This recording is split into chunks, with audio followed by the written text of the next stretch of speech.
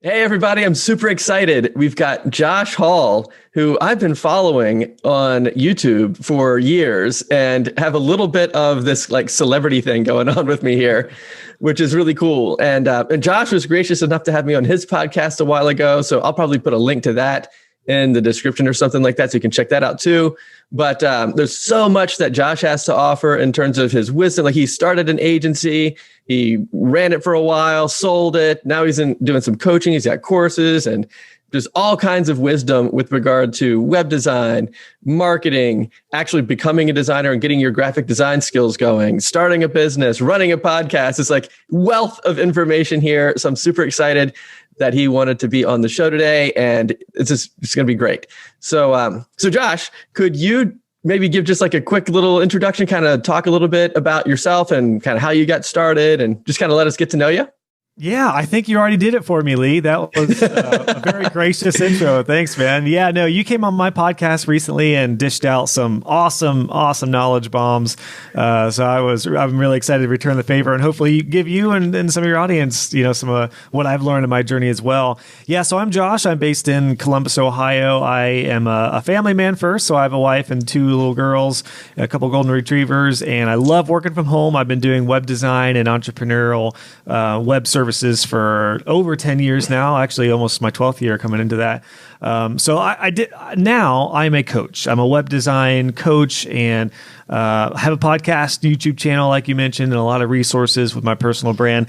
But I didn't start this way. I actually started as a graphic designer before I even got into web design. So do you want to just give you the short version of, how I worked my way into web design? Is that a good place? Yeah, definitely. Yeah. Yeah, so I, even to backtrack before that, I was a cabinet maker for a tour bus customizing shop in Columbus, Ohio. And I got laid off in 2009 when the economy was going through all the bursting bubble of all the everything going on. And the automotive industry got hit really hard. So I got laid off as a cabinet maker, but I had always enjoyed artwork and graphics and stuff. And at that time, I was also in a band. And the day after I got laid off from my job, I decided I'm going to dive into Photoshop. And I really enjoyed it. I started messing around with graphics. And then since I was in my band, I started doing all of our artwork. So I started doing t-shirt designs, CD artwork, and all that stuff.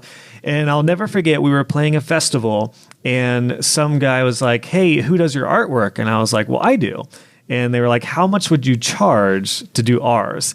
And that just blew my mind that somebody would pay me to do something that I actually really enjoyed. So that's kind of how I got started into the graphic design world. And then when I started doing graphic designs, the church I was a part of at the time heard about that. And they were like, "Hey, no one's running our website. Would you be interested in running our website?" And I was like, "Sure, I don't know anything about web design, but I'll give it a go." And that's kind of what started my web design journey as well, alongside graphic design. And then I slowly started doing freelance web design. And then without getting too far along in the story, that's kind of how it all started for me.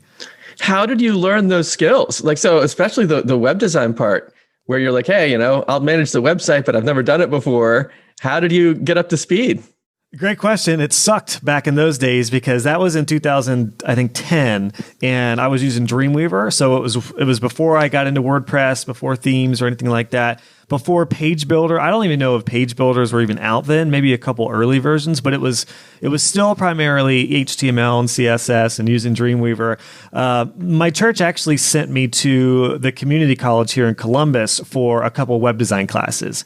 So, of course, there was YouTube, and you mentioned you found me on YouTube and stuff. Like, that's one reason I'm so passionate about sharing what I know now, is because that's how I learned. I learned through YouTube tutorials and then a little bit of night school. That's kind of what got me started. And then when I really enjoyed web design and got further along into it, that's when I realized, wow, I think I could actually start making some decent money at this. So I started doing graphic design and print design services along with web design. And that's how I kind of started my original business back in about 2010 was doing both of those services and then taking all that to the next level over time. This is interesting. It's really coming together a little bit because I can see how after you had to go through that pattern to kind of get up to speed, you're thinking, wow, wouldn't it be nice if I could condense all of the stuff that I've learned over all this time so other people could kind of do what you're doing without having to, go through all the toil and, just all the crazy stuff out there to get up to speed. Yeah, I mean, I've made and that's just the technical aspect. That's not even the business mindset. I mean, I've made every possible wrong decision you could ever make. I joke about, I don't know if we talked about this when you were on my podcast, Lee, but my first business card, because I was kind of in the band world and still doing a lot of other stuff, my first business card was web design, MySpace pages, graphic design for t-shirts, artwork, and then I had drum lessons on my business card as well, because I was doing drum lessons for it was like and then when I started getting real clients, they were like, well, we'd love to work with you, but why is drum lessons on your business card? So I really had to figure out, what my services were and what I did. And I kind of developed a mindset for business over time. So yeah, my journey is not, while I don't regret anything, I certainly don't recommend it. So that's why I'm extra passionate about, sharing what I've learned, because everyone's going to have highs and lows and failures and mistakes. But if you can fast track your journey and not have so much pain, I'm definitely all about that. Yeah, I actually heard you say the thing about the drum lessons on I don't think it was when we were on together, but I was listening to some of your other stuff and you mentioned the thing. I think it might have been, I can't remember. I think it was just like a short clip intro of one of your other ones. And you're like, yeah, click the link and hear the whole story. So, and it was just one of those things where, I just didn't even think about it. And honestly, I think when a lot of people get started, particularly when you're like putting your services together, you don't think about it. There's a lot to think about. So you're going to miss the little stuff. And then when it comes to how you present yourself and what you do, that is so important. And I think we often are so focused on all the little things we're doing day to day that our messaging and our appearance can sometimes take a back seat. And that's kind of what I try to reverse for everybody, is to think about that first, because if you get that in place, then everything else will kind of fall in line after that. Yeah. What you're talking about is so true. And I think everybody, even our clients, have this issue where you've got all these things that you can do. And then you just tell everybody, I can do all this great stuff. What do you want me to do for you? And then it could be everything from drum lessons to web design, right? It could be everything. It's like, I can do all kinds of stuff. And then, but here's an interesting thing. I don't want to derail too much because I had a couple other questions about the agency and kind of the rest of your path. But one of the things that I think you and I both try to encourage people to do is to kind of scope it down a little bit, pick a target market of some sort, like a niche or something, just reduce the scope. And I think that it's sort of obvious that you should do that, because if someone called you, if I called you up and said, hey, Josh, the grass is tall in my yard, can you come mow it? Because you probably had the skills, like you've got arms and you can push a mower and stuff. And it's like, yeah, you could do that. Like that could be one of the skills, but he's like, get out of here. I don't do that. I'm a web designer or whatever.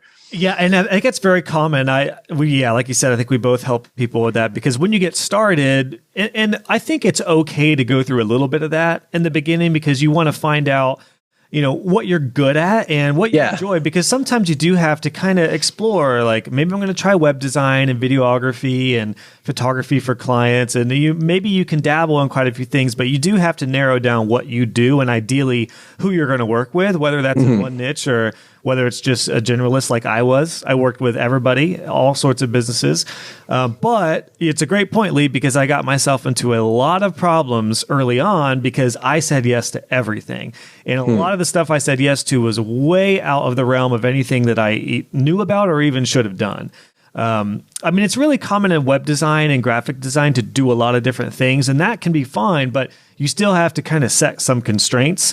So for example, when I started doing web design and graphic design, I was doing print work for anything and everything: business cards, brochures, door hangers, all kinds of stuff. And eventually I dropped that service, which will come into play into the next phase of the journey. But same thing with websites. I was doing all sorts of websites, but the problem was my clients were asking me about social media and all these other services, ads and stuff that I just either didn't know about or didn't have any interest in.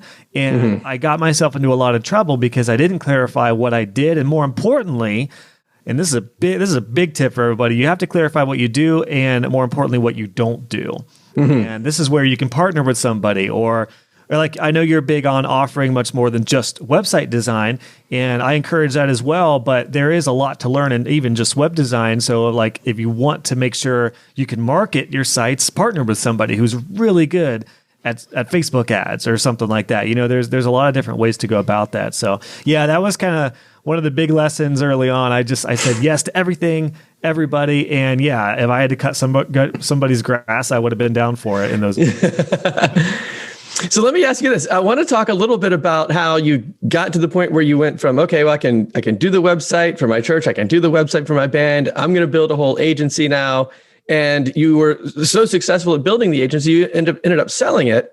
But the question is, did you have a point in time where you had a realization that you don't want to just do random hodgepodge work, where you're not just like doing random jobs, but actually building a business that had value that you could actually sell to somebody in the future?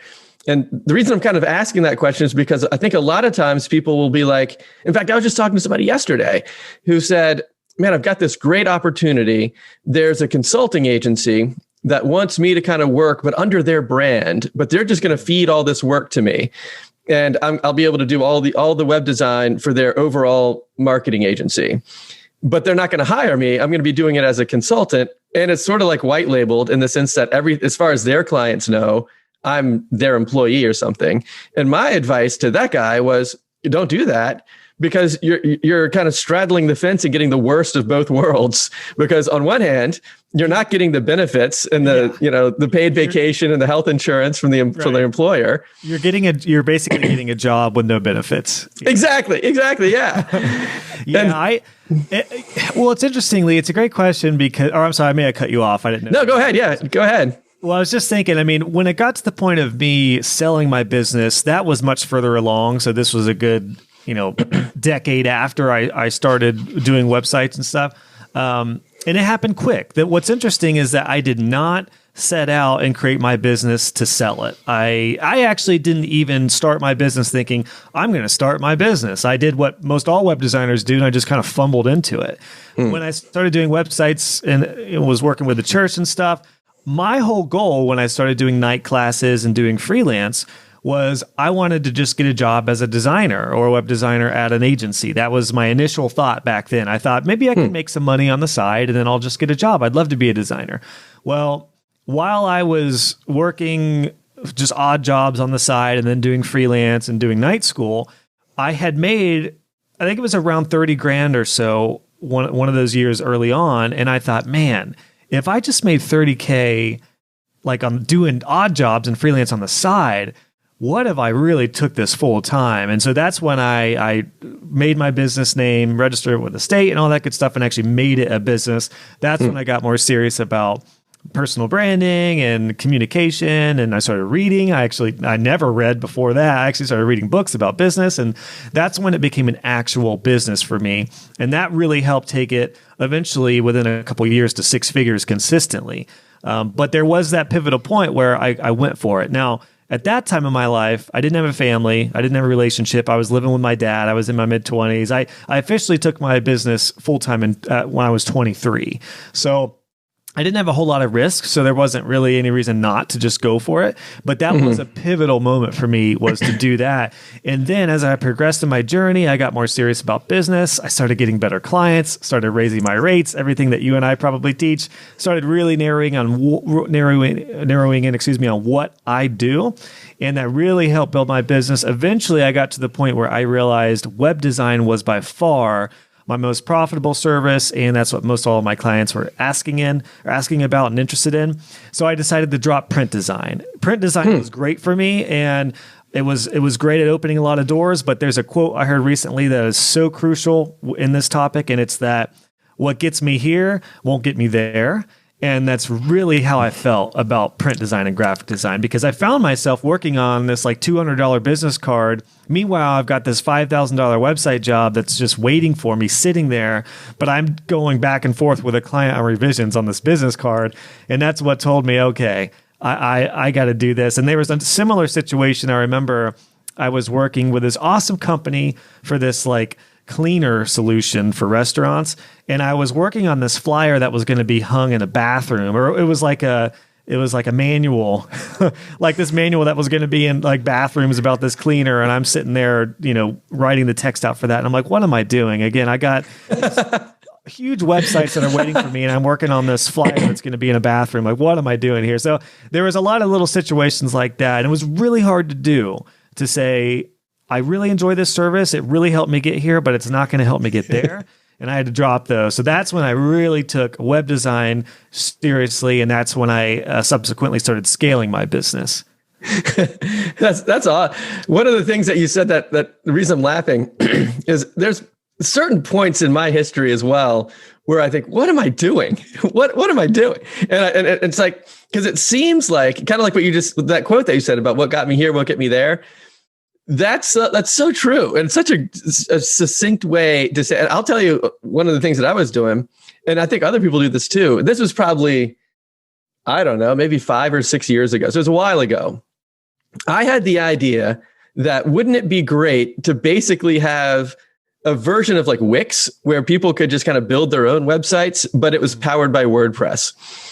And so it would be like a combination of like, well, lots of cool themes that work, tutorials that make it easy to spin up your site, maybe even some coaching about what to say on the sites and stuff like that. And then individual business owners could build their own websites on WordPress instead of having to build like a Wix site, or I think Squarespace was just getting started and stuff like that. And I'm sitting there by myself. Like I didn't have anyone else helping with this. It was just, here I am, just this little old me or whatever, trying to have this, because it seemed like a good idea, because I love WordPress. I love WordCamps. I love the community. It's just great fun. But then I'm sitting there thinking, okay, what if, forget the technical side. Suppose I do all the stuff and I've got the themes and the whole platform set up. And then I thought to myself, how in the world could I possibly compete against the marketing budget of Wix and all the people that's powering? It's like, what am I doing? This is so stupid. So you stopped yourself early on before it got too far. Yes, exactly. I mean, I had made a couple of YouTube videos. I was going to make a whole channel about this thing. And it was like, what am I even doing? It's just a ridiculous idea. It's tricky because I think we've all been in that place, or maybe somebody listening right now is early in the journey and is like currently going through that, where they're like, oh man, maybe I need to look at what I'm doing. And I do think it's okay. You're going to make mistakes, but the trick is to catch yourself without going too far into something that's just going to take you way far away than where you're looking to go. And I think that's the thing. It's like, you really need to think about what kind of services you do. What is your goal? What is your vision for your business and your services? And if you're not going to get them with whatever you're doing, or you're not going to get to that goal, or you know what needs to actually be done, that's what you've got to pivot and focus on. And web design and graphic design was the perfect example for me. And I was doing other stuff too, man. I was doing video, and I was doing a little bit of photography, which was really cool for some projects, because I remember I worked with a steel company and I went in and did pictures of all their workers. That was actually really cool. But I had a similar, that same time period, I was doing photography, and I went into this attorney's office and we were doing photos of all like headshots. And I was just like, I'm not a photographer. I can do photography a little bit, but I realized web design that's my thing. That's my main thing.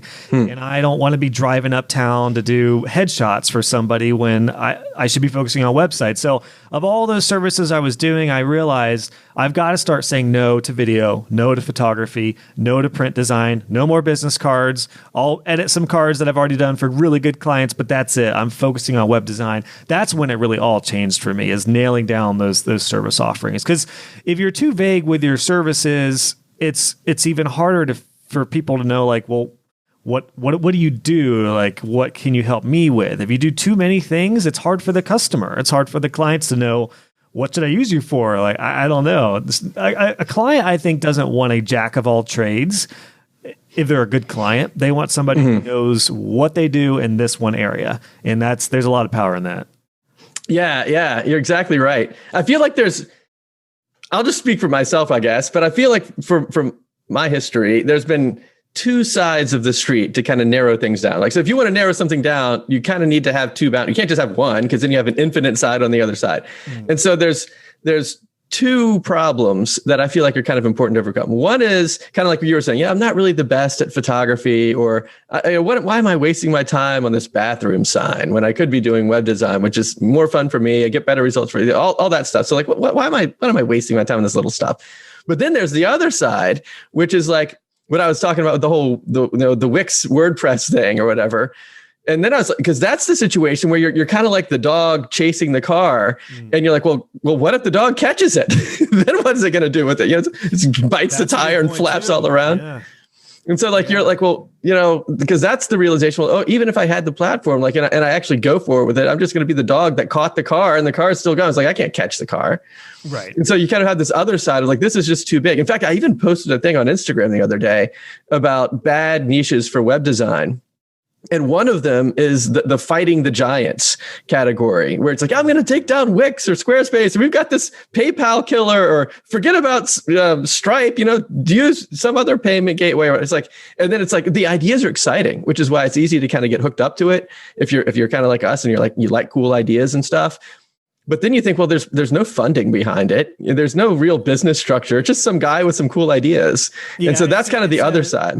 It's a college entrepreneur type idea where it's like, I'm going to take down PayPal, bro. Let's try, yeah.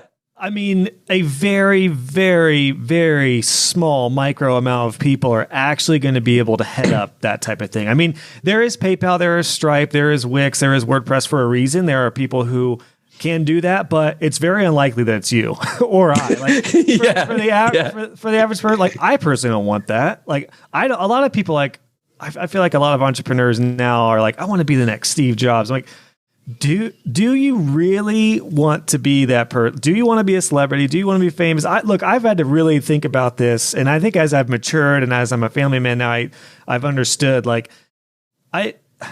because I'm an authority, I'm not like a celebrity, but I am an authority in the web design world now.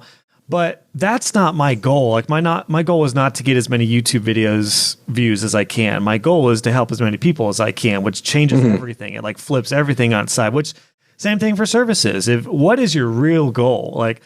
And you have to think about your lifestyle and all of that in with this. And I think to kind of pull this back in and relate it to where I was at in my journey, again, I didn't start my business thinking I'm going to start my business and grow it and build an agency. In fact, I never wanted an agency. I really enjoyed being a solopreneur and having a small team because I did start to scale it because I used the Divi theme by Elegant Themes. That is an amazing online community. I started making really good connections there. I started hiring some people to help out with web designs, and then I started scaling on a very small level. I never technically had a quote unquote agency. It was always just me and a small team. And that's what I had up until I sold the business in 2020. But it all goes back to the idea of what was the goal? What was the vision? For me, I would rather focus on 20, 30, 40 or so really good clients and serve them year over year, year after year, rather than getting 200 clients in a year doing smaller websites and then killing myself working 90 hours a week. That's not what I was interested in. So I was definitely, my mindset became quality over quantity. And this is the really cool thing about web design now more than ever. And I hope everyone listens to this part more than anything, because I know it's daunting when you start your business and you think, how am I going to get hundreds of clients? It can be so overwhelming. But the reality is with web design, and I know you're big on this, Lee, if you, instead of trying to get $1,000 clients in a year, if you focus on getting $10,000 clients in a year, that changes everything. You can add more value to really good clients. And yeah, it'll take some time to be able to offer that. But I started pricing my websites at $300. And then my average became $2,000, then $3,000, then $4,000. And we were generally between $3,000 to $5,000 with most every project. And that was just for the web design piece. So anything else we were doing was on top of that. And then we had recurring revenue with hosting and maintenance. So you get to that point, you realize you actually only need a couple dozen clients to make really good six-figure income. So that's kind of where my mindset shifted in that phase of the business. And then eventually, as I scaled, I started doing joshhall.co. I started teaching, and that eventually became a lot more of my passion and my income. And then that's what led me to eventually sell the agency. Yeah. I'm totally on board. I oftentimes will say high impact instead of high volume. Yeah. And I know it sounds sexy if you say well, how many clients do you have? That's you definitely have to swallow some pride and get over numbers, because I would rather have 10 clients in profitability rather than 100 or 1,000 clients. And I feel the same thing with students. I'm just now, at the time of talking with you, closing in on 1,000 students, which is awesome. But that's nothing compared to some of my colleagues who have hundreds of thousands of students. But a lot of them have courses on like Udemy that are like $10, or there's some free courses and they count their free signups as students. I don't personally like that. The 1,000 students that I have are paying really good students. And that's a completely different ball game than some of these others. So I've taken that same approach with what I do now. It's really important. Yeah. Less, what was it? Less volume or high impact. High impact, low instead of high volume. Yes, 100%. That's just, it leads to a better lifestyle, I think, overall too, because you're less scattered, you're less, everything involved with that. You can manage more, you can have better relationships, you can go deeper with clients instead of just helping them out on a surface level. You have less turnover, less support. Scaling is easier when you have that. So yeah, I couldn't agree more, man. I also find that the students get better results, because you're there. You've got the time it takes to really support them and do kind of one-on-one work with them and stuff. Yeah, I found that too, for sure. Yeah, if I was a big, quote unquote, authority or something, it would be too much to deal with. I love getting to know a lot of my students and my crew, my tribe, as I call them. And I actually have a private community for my students who are ready to go to the next level, who want to go deeper. And that's where I do like a little version of coaching and ongoing calls and stuff. So I agree. And it's the same mindset with clients, same thing with client work. So let's talk a little bit more about how you help people and like your different programs and different services that you offer. What kind of help are you offering? Like, are you teaching people like how to do graphic design work? Is it more about how to find clients? Is it or maybe all of that stuff in different types of programs that you've got? So I definitely, after, kind of given the very brief story of my journey, I'm all about helping people who are just like me and who maybe weren't a typical academic. I was terrible in school. I was a solid C student. So that was not for me, did not like the college route, did not want a cubicle job. So I'm really, really all about freelancers and entrepreneurs and web design. I've actually recently, we were just talking before we went live, I've realized that I really help people in three main areas. And that is, number one, learning how to build websites. And I have a lot of resources and courses for learning WordPress. I do have a lot of students who use other themes other than Divi, though I use Divi. And then I teach design, SEO, and some of the technical aspect of learning web design. The second category is people who either want to start or grow their own freelance web design business. And these are the folks where, again, I'm kind of going back and I'm helping myself 7 or 8 years ago with how to start their business. And that's where we talk about pricing, clients, all that good stuff with a business, proposals, contracts, invoices, project management, everything intertwined with building and growing a web design business and working with clients. I have a bunch of free resources for that between my videos and my podcast, and I have a business course. And then the third segment are people who already have that in place, and maybe they're making 30, 40, 50K, and they're like, okay, I want to go to 6 figures. I want to either take this side hustle full time or really scale this, or maybe build a small team. I don't really help agency owners. I don't really attract or market to agencies because I didn't have a real agency. And I would much rather, help somebody who wants to just have a small team of subcontractors or a couple for full timers. And again, kind of have that lifestyle you want to live depending on what that is for you. So from the scaling aspect, that's where I help people take things to 6 figures and beyond with more high level type of scaling tips, principles, and strategies. Some of my courses help out with that, and we do a lot of that in my Web Design Club, which is my private community. So yeah, it really all kind of funnels into those 3 categories. That's where I love helping people the most. And that's kind of where I was every step of the journey about every 3 years. It was like the first few years I learned web design. Next few years I started and grew my business. And the next 3 years I scaled it. I didn't think about that, but it was totally kind of that whole journey is literally just an encapsulation of my decade of being a web designer and agency. So yeah. That's kind of funny. That's really cool. And then I guess after that, you've got also that private community that people can just kind of stay connected with you forever if they want to. Yeah, and that's where I do coaching and we do weekly Q&As, I do website reviews, and I mean, manly, it is just like it's been really hard when you build a membership in an online community. It's very hard work. Not only technically to piece it all together, but to build a community takes a lot of energy and a lot of passion. And it's a much different business model than service work and client work. And it's a way different business model than just like digital products like courses. So yeah, that's where I hang out every day. And what's really cool about that is since I did sell my agency, I do still have an ownership share of my agency, and I'm more of a consultant for them. I'm just not doing any hands-on work with any clients or anything. So I have my foot in the door, but my web design club is where I'm seeing like all of the most like the biggest challenges that web designers are going through. So it's made amazing content for me because I know exactly what everyone's going through.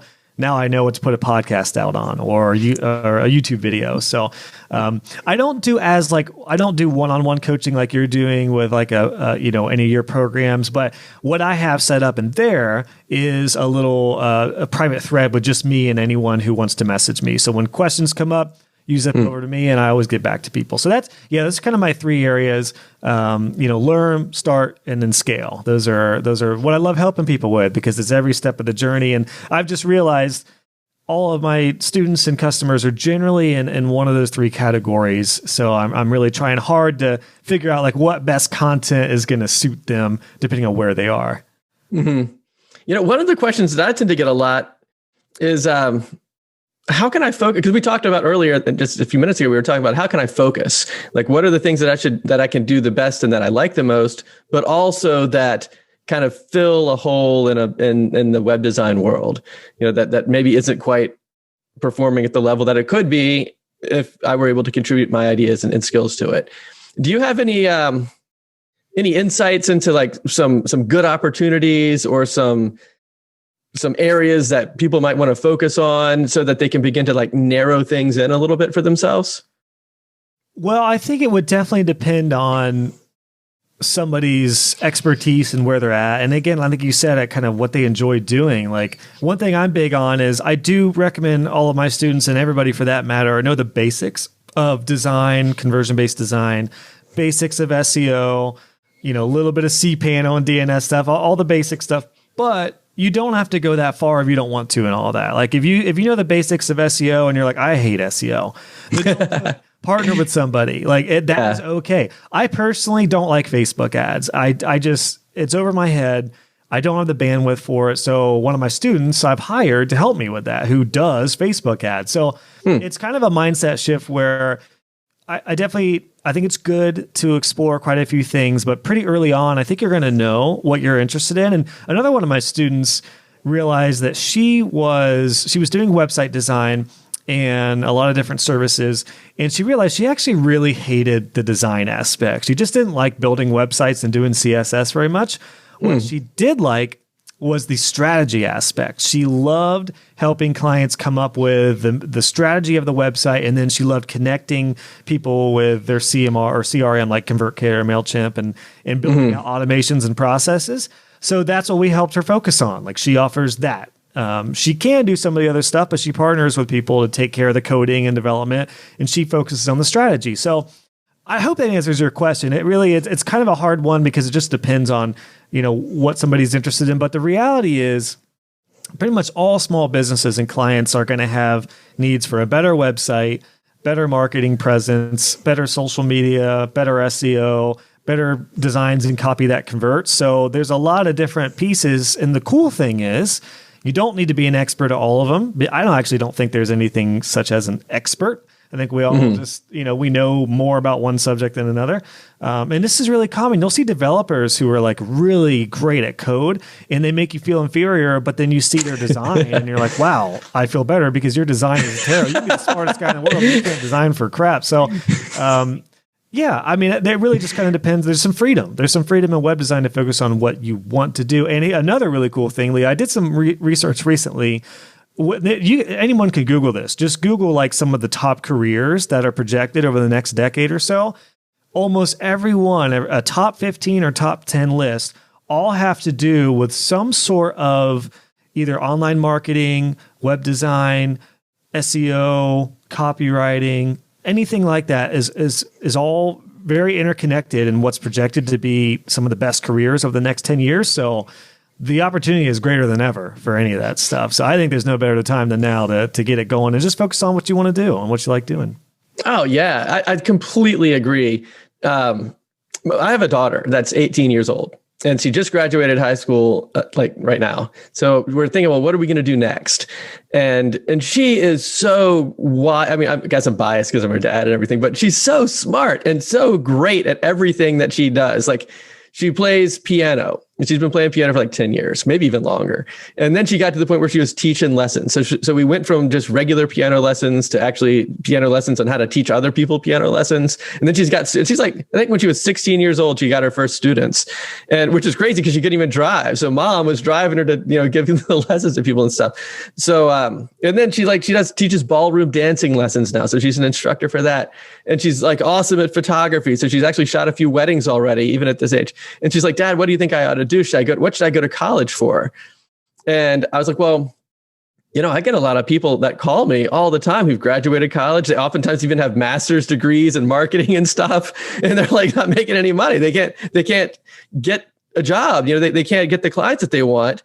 And I think it's because like in the field that we're in with web design, digital marketing, online media and stuff, the time it takes for the things that are working now to work their way into books, and the books to get into a curriculum, and the curriculum to be adopted by the college. It's like by the time all that happens, Clubhouse got invented, and nobody. It's like new stuff is going on, right? Yeah, that is a biggie, particularly when it comes to web design, academics, and education, and it's one reason I'm passionate about what I do with my courses. And I think an online course from somebody like, and trust, and who is an authority in a field and is in the weeds, or maybe like in my case, like I'm just past the point where I sold my business and I still have all my processes in place and stuff.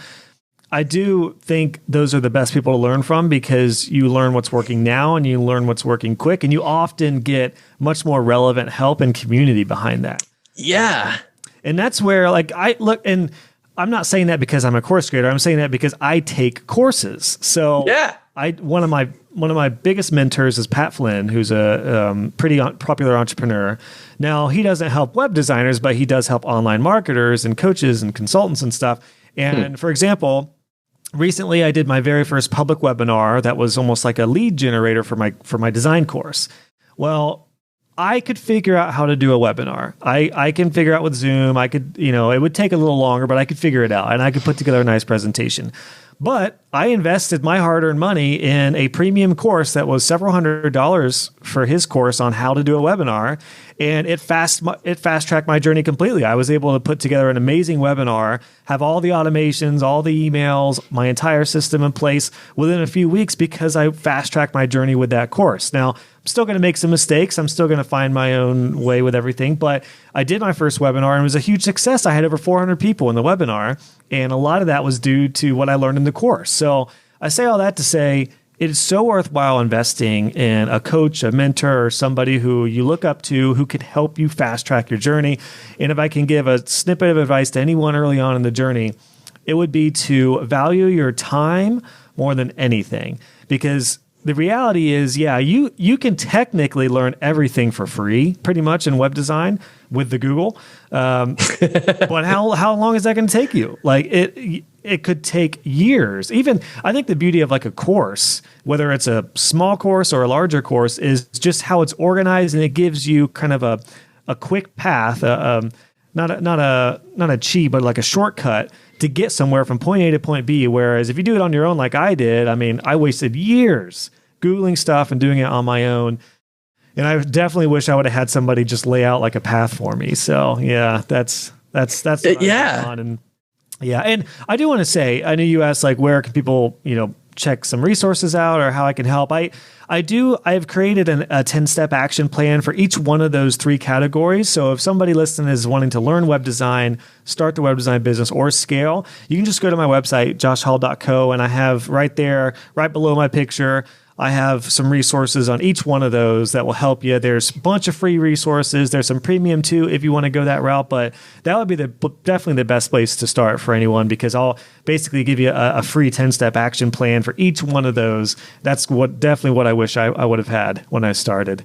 That's awesome. I'll follow up with you and get some links to put in the description below this video and everything to joshhall.co, maybe your podcast or your YouTube channel, and just anything that you want to share. So if you're checking this out, look below the video, check out the links, click over to see Josh's stuff. And I just wanted to add one little piece to the reason it's a great idea to work with coaches, even though it's sort of self-promoting because we're both coaches. The thing is, kind of talking about where should I go to college and kind of working with my daughter through that. We went to this big college kind of seminar night thing where there's all these different colleges representing themselves and you can pick up their little pamphlets and stuff. So I picked up the one from Virginia Tech and I start thumbing through and everything. And at the back of the pamphlet, it says our average graduate lands a job at $60,000 a year. And it's like, okay, well, you just spent 4 years of your life. You probably spent at least 20 grand a year. And so now what are you into? Like $80,000 or so, maybe 100 grand or more. On the low end. Yeah. Cause this is in state, cause I'm in Virginia. So, so you're spending probably $100,000, 4 years of your life, and you're going to make 60 grand. It's kind of the average. It's like, oh my gosh. It's like, give me 2 months of your life and you'll probably make 100 grand. Right. like the people that are going through DoubleStack are crushing it. Well, and I have students who have, like numerous students have said, your courses or just a few courses have been more beneficial than a 4-year degree in school. I know. Yeah. And it's a tricky subject because I'm not against college, but I definitely am not a proponent of it. Now, that goes for web designers and entrepreneurs. I don't want my doctor watching YouTube videos and trying stuff out. Exactly. So yeah. It's different. Like the college, I'm definitely not an entrepreneur who's like, screw college, don't go to college. Cause I do think it depends on what what are you going for? Yeah. But entrepreneurship, marketing, business, it's so dated. There's so much more value in finding a coach, or even if it's just business, finding what baffles me, man, is the amount of people who have access to a successful business owner, but don't ask them any questions or just don't ask to be mentored. And one thing I did do when I first started my business officially, when I was at the 30K range and I was like, I want to actually make this a business, I called every business owner I knew here in my local personal and professional network. And almost all of them met with me. And that just tells you, like, business owners, you think like everyone's super busy, but that's not always the case. Like, if somebody randomly reaches out to me and asks me a question, more often than not, I'm always happy to get back with them. Even if they're not a student yet, or even if, whatever, I'm always, and I get surprisingly low amounts of those. Like it baffles me. I can't believe not more people are just picking my brain on stuff. So there's a lot of value in that. Even just talking to business owners who like and trust. And like I said, more often than not, they're going to meet with you and you can fast track your journey. You can learn some amazing stuff. I have a folder. I don't think it's on my desk. I think it's somewhere else.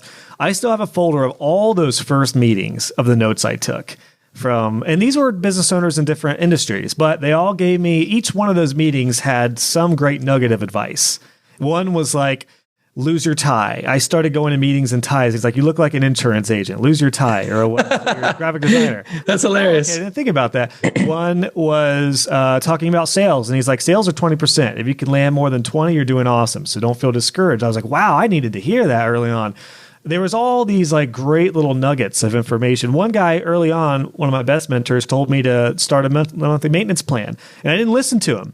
I was like, who's going to pay me monthly to do updates on their WordPress website? They could do that themselves. Well, years later, that became the biggest part of my business. And it's one of my courses on how to create a maintenance plan because I realized how important it is and how clients need that. So all that to say, I know I've completely derailed us, but meet with somebody early on and check with your business owners and your personal and professional network. More unlikely they're gonna be all down for it. And then of course you're there, Lee. I'm here for students or whoever either wants to go. I mean, 95% of my content is free, but I do have my courses for if you look at a program and you're like, okay, I want to learn this and I want to fast track my journey. Of course, I'd love to help anybody out with that. Yeah, absolutely. And like anyone who's serious enough to think that I'm going to be an entrepreneur and start my own business, and you're not reaching out to other people who've already done it and that can help you for free is crazy. It's absolutely crazy. In fact, like I know that you've made yourself available with tons of free content. I've made one of the big things that I've kind of set aside time to do almost every day is take free 45-minute phone calls from people. And it's unbelievable that my calendar is not slam packed all the time, because it's totally free. I'm not selling anybody anything. In fact, I talked to this guy, Floyd, yesterday, and he calls me up on the phone. He's like, hey man, I don't have any money right now. I'm just kind of getting started. I think he had a hard time with COVID in his past job and everything. So he just was upfront. It's like, I can't buy anything. It's like, that's okay. This is not a sales call. And he's like, oh, really? It's like, yeah. It's like, I say that all the time, but he didn't believe it because he just thought that, it was, whatever. And so we get on the phone for 4. I was like, well, tell me what kind of skills you've got. Like, what are you good at? And he's like, oh man, I can do photography and videography. I'm kind of getting into web design, but I'm not really strong at web design yet. But man, I can take videos and put animations on it and just brand people's videos all the time. So I'll tell you what, man, take those skills. Do you have Clubhouse? And he's like, yeah, just actually installed Clubhouse on my phone like 3 days ago. What a coincidence. It's like, well, get on Clubhouse, go on there and find some coaches or consultants or people that create podcasts and long form content, kind of like what we're doing right now, and reach out to those guys and say, hey, I'll take your long form video and chop it up into like little 1-minute clips and then post it as a YouTube short or an Instagram reel or something like that for you. And that will just like boost your visibility on all these social media platforms. You don't have to create any new content. I'll take the content you've already got and just like keep producing your long form podcast. I'll keep chopping these things up for you. And like, I'll do the whole thing for like $1,000 a month. And then get yourself like 5 or 10 clients doing that. And you'll make 6 figures. And with the skills you've already got. And he was so happy. He didn't know what to do. He's like, that is brilliant. That's exactly what I should do. And he's probably doing it right now. That's awesome. And then I said, hey, if there's anything I can do to help you in the future, man, just give me a call back. I send him my phone number again. Hey, just whatever I can do to support you. I'm here for you. If you ever want to do DoubleStack, you can do that too. But, send me an update a couple months from now. Let me know how this micro video thing is going for you. It's like, why in the world doesn't everyone call us? It's like we're offering free help to people all the time. That is life-changing support for folks. Yeah, so go over to Josh's podcast and listen to it. Yeah. And I think a lot of people feel bad. Like I do get emails where people are like, hey, I know you're super busy. And I'm like, I'm actually not that busy. I mean, that's by design. The thing is I have learned to segment and control my day. And yes. When and how I take my calls. So I always have time in the day to get back with stuff. And it's kind of like free time. I can do whatever I want in that time. So yeah, that's definitely part of it. And I don't know, man. It is interesting. I think I was a little bit different just because I was all about that. I met with as many people as I could. And actually I learned how to do that from the band days. Because when I started doing drum lessons, I had no idea how much to charge for drum lessons. I didn't know how to go about it. So I called somebody who was a guitar teacher and he talked with me for like 45 minutes. And he gave me some of the best advice about how to get students and how to work with different personalities, which translated perfectly to business. So there are so many mentors who are willing to share. The only reason they haven't with you is because you haven't freaking asked. So exactly. Yes, it's crazy. So it's like, do the stuff that the people that you want to emulate are doing. So like, if you want to be like Josh, then do the stuff that Josh is doing, right? So like he meets with people. He's got a whole wealth of knowledge of things that he's done that he can help you with so that you don't have to take all the twisty turns. You can just do the straight line thing. And then you think, okay, back to what he just said a few minutes ago, what got me here won't get me there.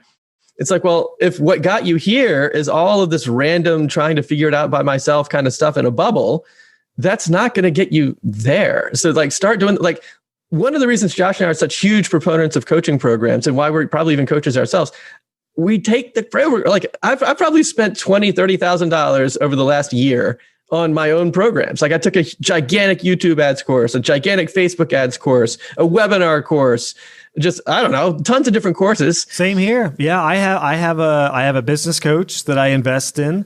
And I've taken, numerous courses because I just, more than anything, it goes back to understanding the value of time.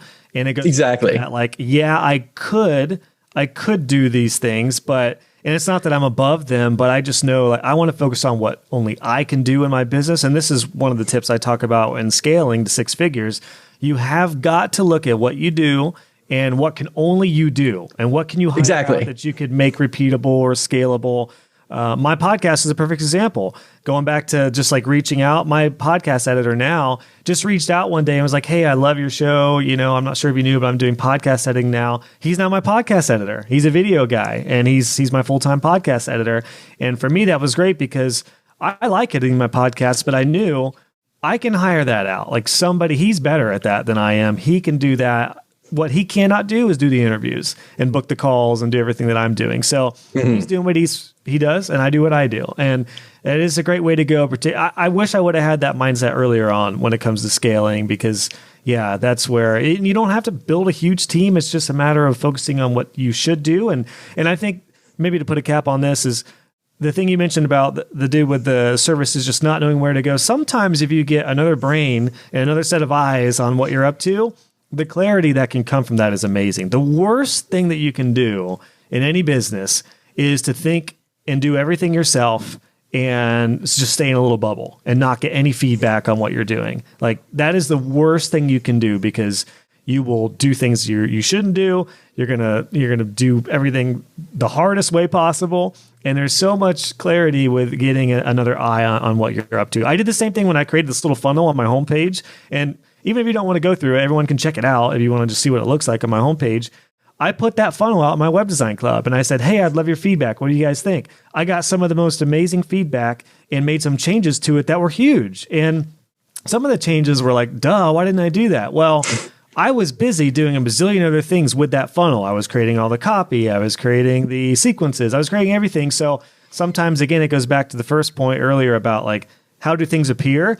And it didn't even dawn on me I should create icons for each one of these to like visualize what they do. And I was like, duh, I should totally do that. So, that's just the power of getting another set of eyes on what you're up to and getting some advice. So yeah, highly recommend it. Exactly right. I mean, building your business in a bubble is nuts. Yeah. So, yeah. That's a great way to put it. Yeah. Get your business out of the bubble. That might be a separate brand or something worth looking into. Yeah. I mean, how many successful people are like, I did everything myself, looking at Google and YouTube, I did everything and continue to do everything myself? Nobody. Nobody. Everyone has either a small team or has invested in themselves, and that's the best way to go. So. Well, awesome, Josh. What a great... You don't have to spend $60K or $100K in college to do it with web design. So that's what's... Oh, exactly. Yeah. You'll save yourself tons of time, tons of money. You'll make great friends along the way. You'll be at the bleeding edge of technology. Everything is brand new that you get access to. I mean, I can't underscore it enough. So awesome. To check out Josh's stuff, I'm going to put all of his links down below. Josh, do you want to kind of say any kind of closing thoughts or anything else before we kind of wrap it up? Yeah, well, first of all, I know we talked about the coaching stuff, but I want to open myself up to anyone listening who either wants to get some resources. What I will do is if you go to my website at joshhall.co, you'll see the little funnel there that will give you some resources for either learning, starting, or scaling. But if you send me a note, just go to the contact form, just joshhall.co/contact. If you reach out, I will personally get back with you. That's my commitment on this podcast. And I don't get that many emails anyway, so I'll get back with you anyway. So I would love to do that. I think just a final thought, something I wish somebody would have told me is that while I do recommend you fast track your success. One of my mentors in one of those business meetings said, because I was really hard on myself early on, and I was like, I just feel like I should be doing more faster. And he's like, you don't need to rush your way to success. And I really like that, because you can fast track your journey, but you don't have to try to become a millionaire overnight. And success is a very vague term depending on what that means to you. So I would say, just step by step, enjoy the process. Process is more important than anything, and that'll help you as you make your way through. So that was like 3 final thoughts in one, but something I wish somebody would have told me early on.